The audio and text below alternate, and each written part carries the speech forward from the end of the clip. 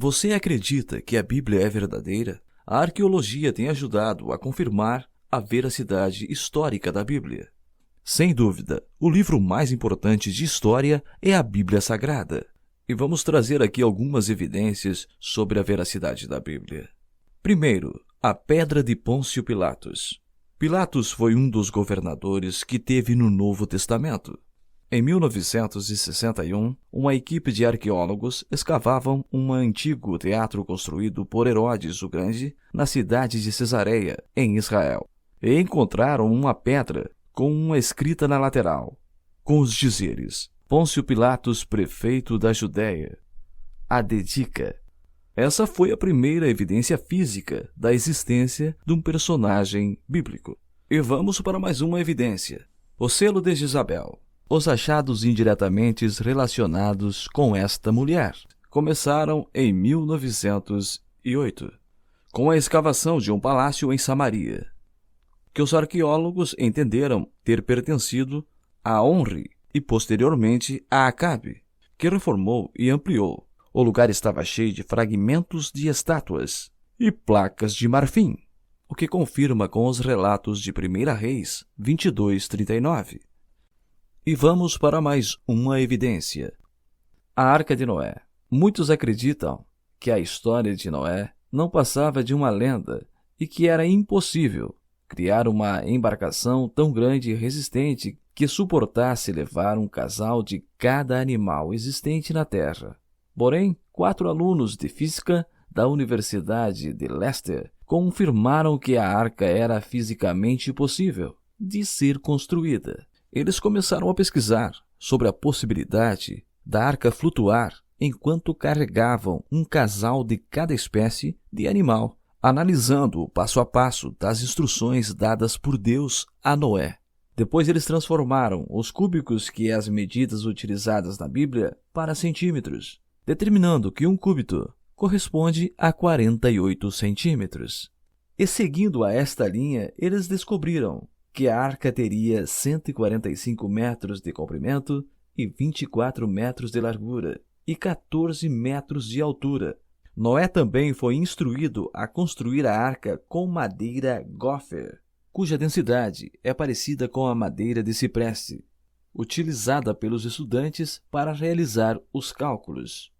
E chegaram a uma conclusão: que a arca vazia teria o peso de 1.200.000 quilos, e que para flutuar, a densidade da embarcação teria que ser menor do que a da água. Então, a arca poderia suportar até 51 milhões de quilos, o que é suficiente para transportar todas as espécies de animais, sem afundar.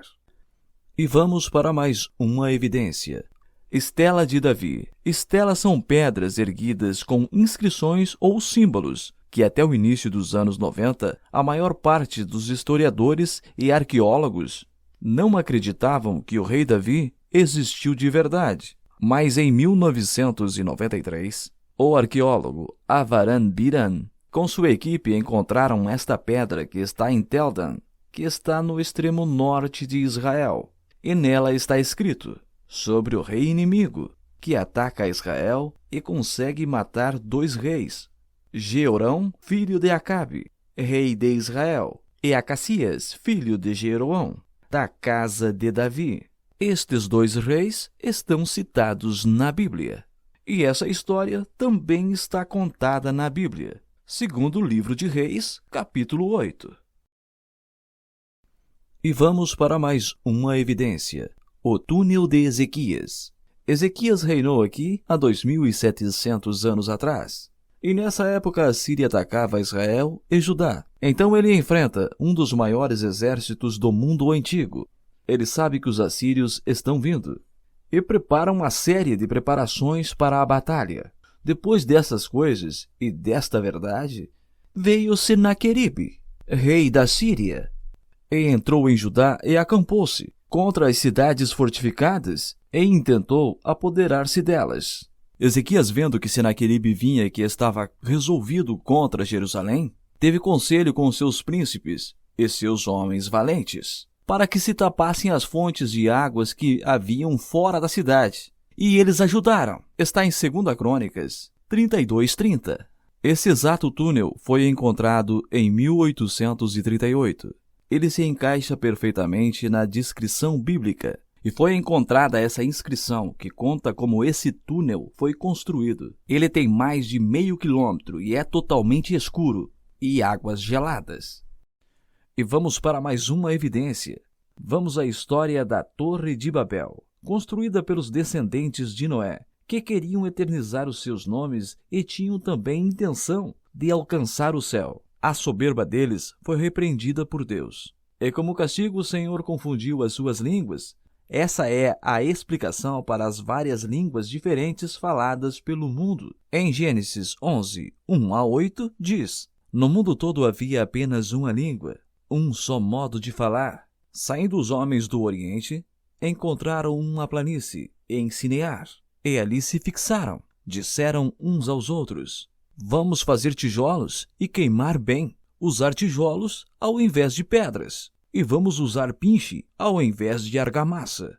E depois disseram: Vamos construir uma cidade com uma torre que alcance os céus. Assim nosso nome será famoso e nós não seremos espalhados sobre a face da terra. E o Senhor desceu dos céus para ver a cidade e a torre que os homens estavam construindo. E disse o Senhor: Eles são um só povo e falam apenas uma só língua. E assim o Senhor confundiu a língua de todos. Eles não se entendiam mais, cada um falava um idioma. E como eles não se entendiam mais, eles se dispersaram por toda a terra. Em um estudo realizado em uma pedra, encontrada na antiga Babilônia, atual Iraque, no século passado, o professor da Universidade de Londres descobriu o desenho de uma grande torre, repleta de degraus. E além disso havia um homem segurando uma lança e usando um chapéu em forma de cone. E embaixo estava escrito um texto, com o nome Ziburate, que significa monumento em forma de pirâmide, ou templo da Babilônia. A pedra do século VI a.C., e para os especialistas, a primeira imagem real da Torre de Babel. A história escrita na rocha é exatamente como está na Bíblia. E vamos a mais uma evidência, o cilindro de Ciro. Através desse cilindro, a história do povo de Israel e de outros povos da região foi mudada.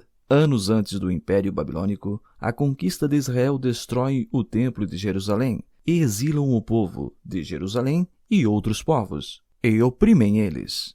Os judeus oram a Deus para um dia voltar à sua terra. Junto aos rios da Babilônia, ali nós sentamos e choramos quando nós lembramos de Sião. Salmos 137:1.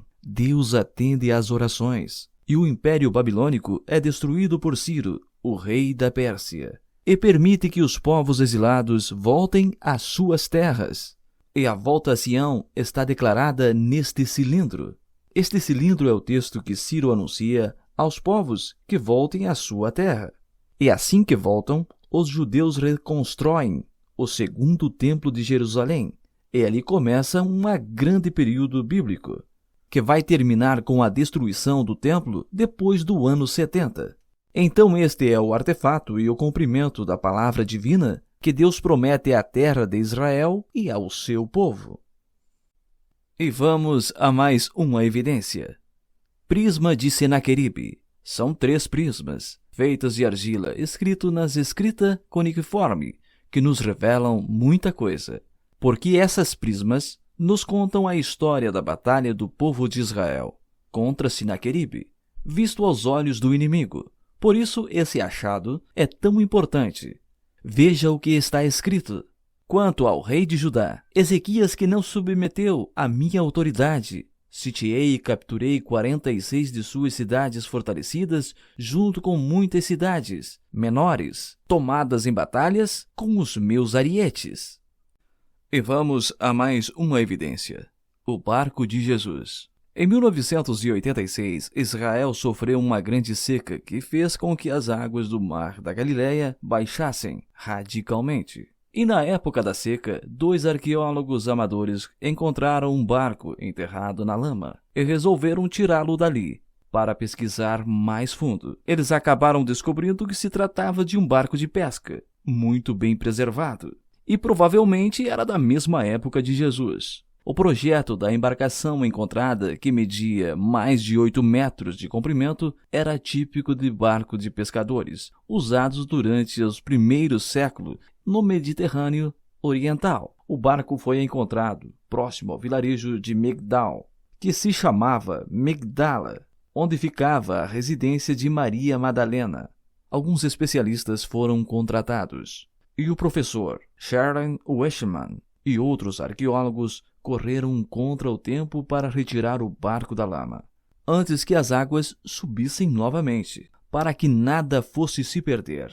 Ele foi colocado em um ambiente climatizado para proteger longe das águas do Mar da Galileia e para sua identificação correta. Panelas e lâmpadas foram encontradas ao lado do barco. Ajudaram a datá-lo no século I, o que também foi confirmado pela datação por radiocarbono das pranchas de madeira. E os arqueólogos chegaram a uma conclusão, que este barco provavelmente foi usado por Jesus. Os motivos que levaram a crer. O barco tinha capacidade para 15 pessoas. Seria Jesus e os seus 12 discípulos. No barco também havia uma parte mais elevada, como conta na história bíblica que Jesus acalma a tempestade, e essa parte mais elevada seria onde Jesus estava dormindo. Por isso, os arqueólogos concluíram que esse barco foi usado por Jesus.